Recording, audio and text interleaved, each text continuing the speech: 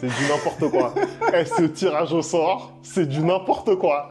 Et tonton Florentino, il nous a encore concocté un ordinateur qui le favorise. C'est incroyable. C'est incroyable. La Ligue des Champions n'a même pas commencé que vous pleurez non, déjà. Mais c'est incroyable. Pourquoi vous êtes déjà en train de chialer? Non, c'est terrible.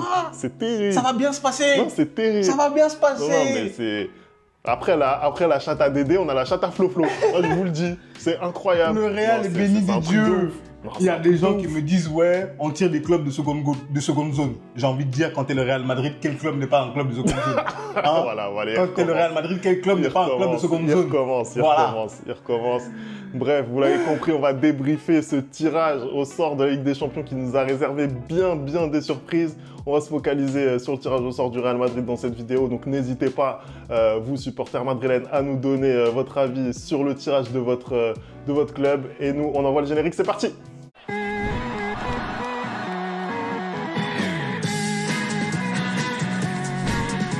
On commence tout de suite cette vidéo et Anderson, je vais te demander ton ressenti sur ce tirage au sort. On va le rappeler, hein, ce tirage au sort, c'est 8 équipes qui vont devoir affronter le Real Madrid. On a le Borussia Dortmund, on a le Milan AC, on a Salzbourg, on a Stuttgart. Ça, ce sera des rencontres qui seront jouées au Santiago Bernabéu.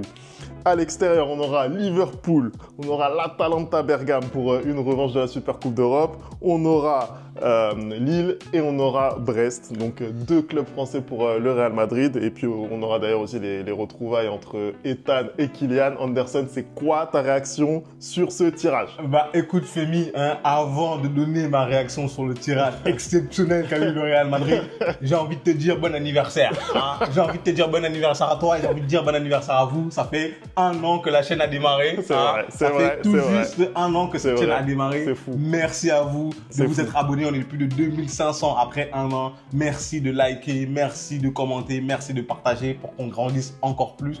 Et merci de nous avoir soutenus durant cette année qui vient de s'écouler. D'ailleurs, j'en profite pour dire un gros big up à FMK XOXO puisque voilà, c'est le 3e homme. Voilà, c'est l'homme de l'ombre. C'est celui qui nous aide pour tous les visus. Il nous aide aussi justement dans le choix des vidéos. Donc merci à lui. Et puis merci à vous, hein, comme vient de le dire Anderson, pour toute la force que vous nous donnez sur ces différentes vidéos. Voilà. Allez, on enchaîne. Bien évidemment, je suis en joie par rapport à l'anniversaire de la chaîne, mais je suis également en joie quand je vois le tirage au sort du Real Madrid. Hein. Je suis désolé, hein, je ne pouvais pas espérer mieux. Hein, quand on a fait la vidéo sur les probabilités, les pires et les meilleurs tirages, je pense que si vous allez la regarder, vous allez voir qu'il y a énormément d'équipes que j'avais mis dans mon meilleur tirage qui sont ressortis. Hein. J'ai l'impression que je suis béni. Mais oui, quand je regarde le tirage, bien évidemment, je suis satisfait. Femi tiré dans le chapeau 1, le Borussia Dortmund et Liverpool.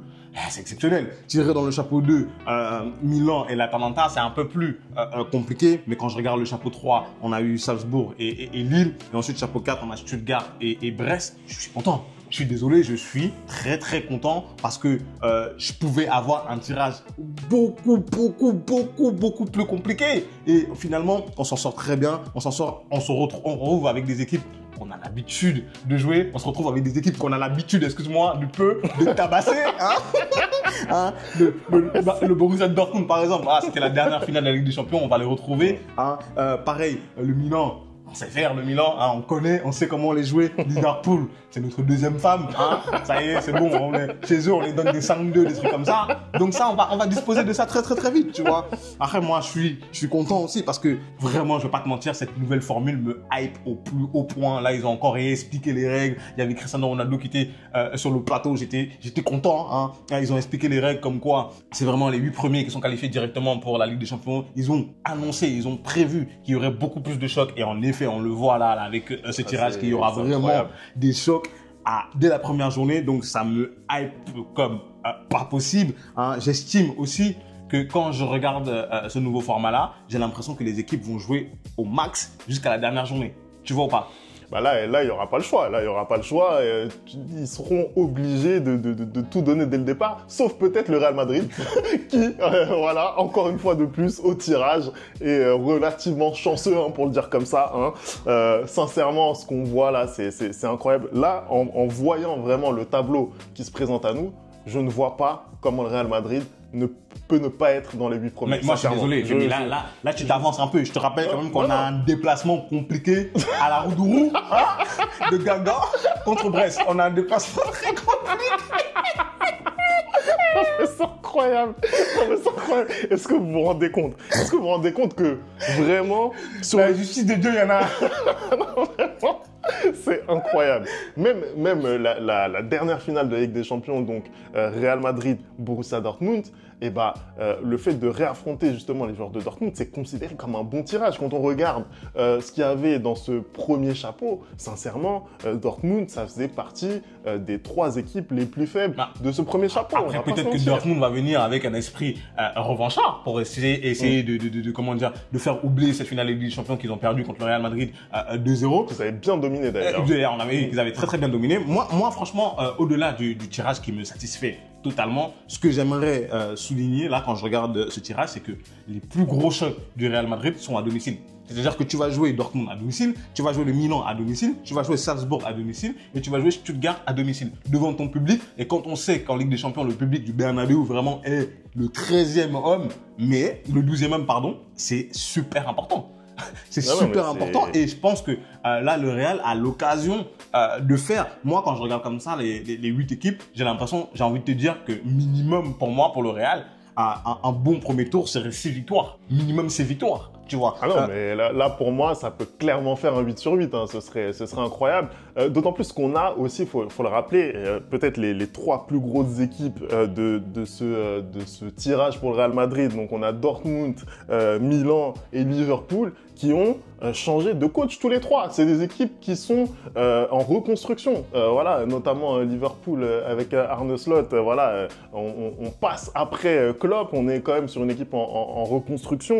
Le Borussia Dortmund également avec Nouri Sahin. Donc l'entraîneur n'est plus le même que celui qui a amené cette équipe en finale de Ligue des Champions. Et puis on a le Milan AC avec Paulo Fonseca, l'ancien entraîneur de Lille, qui est sur le banc. Voilà, c'est pour le Real Madrid, c'est parfait, je suis désolé, on peut pas dire mieux. Qu'est-ce qu'on peut dire de plus sur ce tirage? Voilà. Après, si on se concentre un petit peu, Anderson, peut-être sur les belles histoires, on a ce duel attendu entre les frères Mbappé. Toi, qu'est-ce que ça t'inspire ce match-là?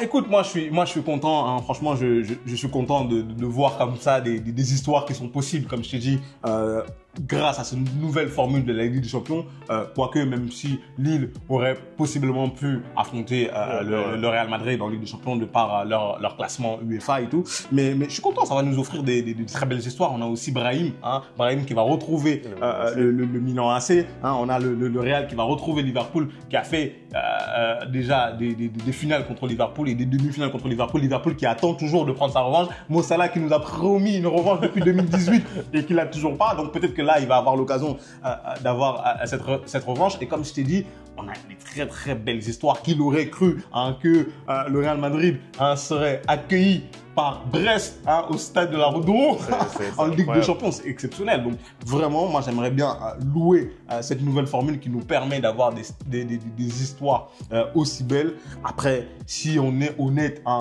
c'est un tirage plus que parfait, je pense, quand tu t'appelles le Real Madrid et quand tu aurais pu avoir bien plus compliqué. On va en parler notamment juste après dans la vidéo du Paris Saint-Germain, ou encore même, je regarde, je crois, Arsenal aussi qui a eu un tirage assez compliqué. Barcelone, pareil aussi, qui a un tirage un peu plus compliqué. Donc, non, les Madrilènes, ils doivent être satisfaits de ce qu'ils ont tiré là. Et moi, pour moi, je me satisferais pas d'une position en dessous de la 4e place. Voilà. Je serais pas content.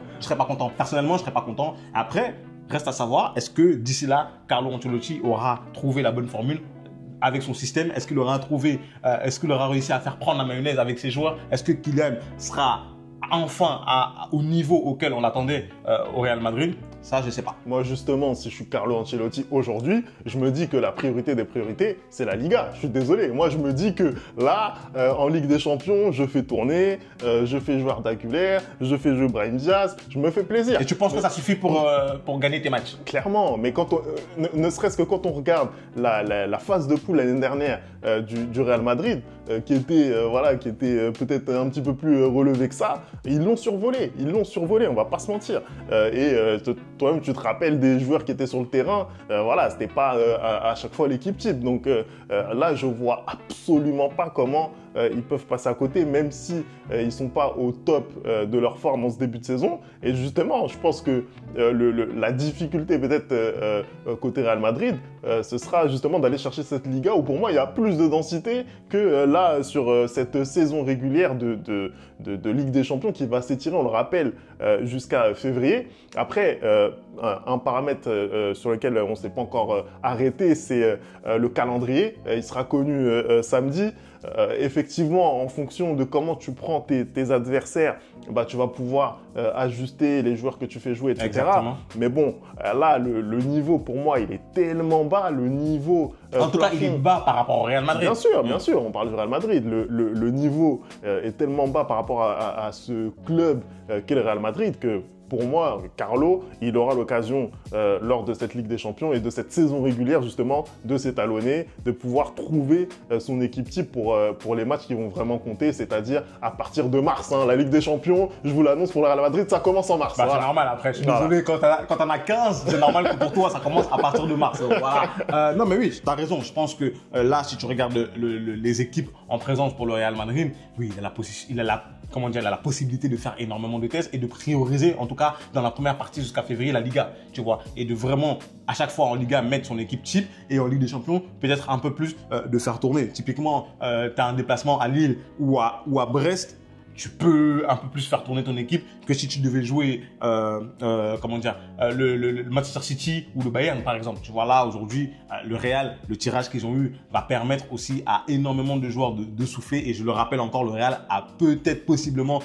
peut-être possiblement jouer plus de 70 matchs cette saison. Hein. Donc, c'est super important pour Carlo Ancelotti de faire tourner l'équipe cette saison. Il ne pourra pas faire comme d'habitude où il compte sur ses 15-16 joueurs et le reste voilà, au placard. Non. Cette saison, il faut vraiment faire tourner. Sinon, tu vas te retrouver avec des blessures. Déjà que là, ça a commencé Bellingham et tout.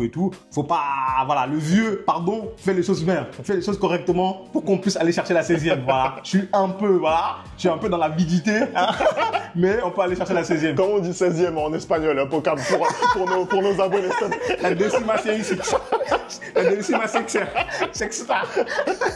Allez, merci d'avoir regardé cette vidéo. On n'oublie pas les bonnes habitudes, @le replay foot. Donnez-nous votre avis sur ce tirage du Real Madrid. Et nous, on se retrouve très très vite pour une nouvelle vidéo. Ciao!